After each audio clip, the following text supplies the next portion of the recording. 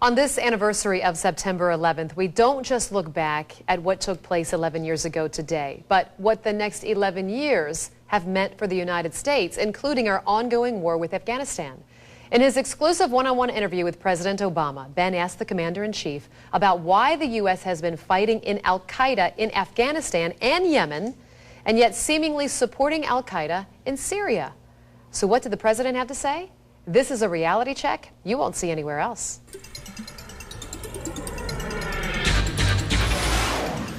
11 years ago today, most Americans had never heard of an Islamist group with an Arabic name meaning the base.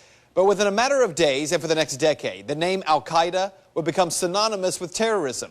And 11 years later, we're still fighting al-Qaeda in Afghanistan, Pakistan, and in Yemen. Though our history with al-Qaeda is very complicated. To begin with, it was the United States government that created al-Qaeda in the first place.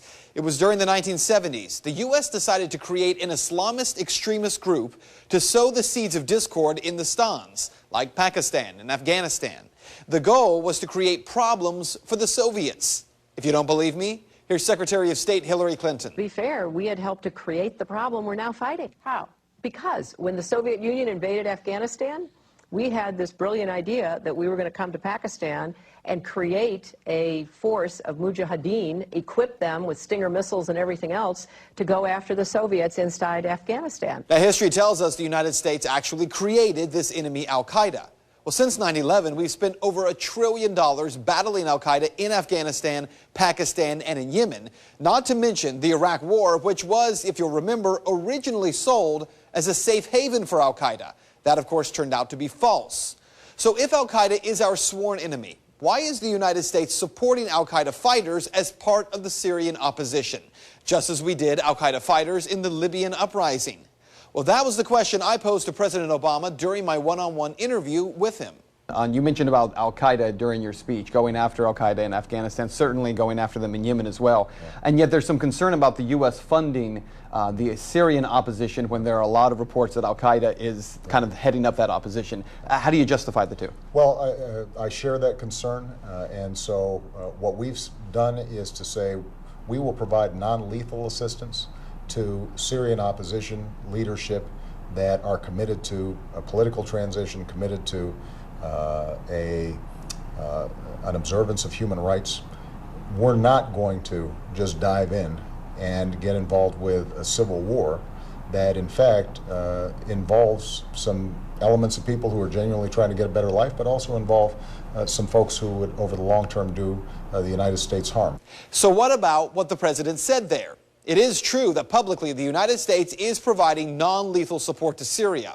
According to a report from Reuters, the State Department says the U.S. government set aside a total of $25 million for non-lethal assistance to the Syrian opposition. A U.S. official said that was mostly for communications equipment, including encrypted radios. But there are questions about what else the U.S. has been doing. Well, right now the U.S. is providing non-lethal assistance. We are facilitating other countries. According to the New York Times, the weapons, including automatic rifles, rocket-propelled grenades, ammunition, and some anti-tank weapons, are being funneled mostly across the Turkish border by way of a shadowy network of intermediaries, including Syria's Muslim Brotherhood, and paid for by Turkey, Saudi Arabia, and Qatar. The Times goes on to say that the CIA is part of that process of getting these weapons to these groups, though the U.S. isn't actually providing the weapons themselves. So what you need to know is the old enemy of my enemy is my friend adage just doesn't seem to work here. U.S. involvement in the Middle East has been problematic for decades. But on this day, consider for a moment the last two countries in the Middle East where the U.S. has intervened. Let's start in Egypt, where we helped to overthrow the dictator Mubarak, who we propped up. Well, today, thousands of protesters gathered outside the embassy in Cairo. The American flag, flying at half-mast to mark the anniversary of 9/11, was ripped down and destroyed. And also today in Libya, an armed mob attacked the U.S. consulate in Benghazi and set fire to the building. And in both cases, those protests happened over a film that reportedly offends Islam. The point is that the same opposition we support today very well may be the same militants who we're at war with tomorrow. A foreign policy that doesn't seem to make a whole lot of sense. And that is Reality Check. What do you think? Would you like to make your voice heard on the story we're listening? You can head over to Ben's Facebook page. It was fired up tonight. You can find it by simply searching Ben Swann WXIX.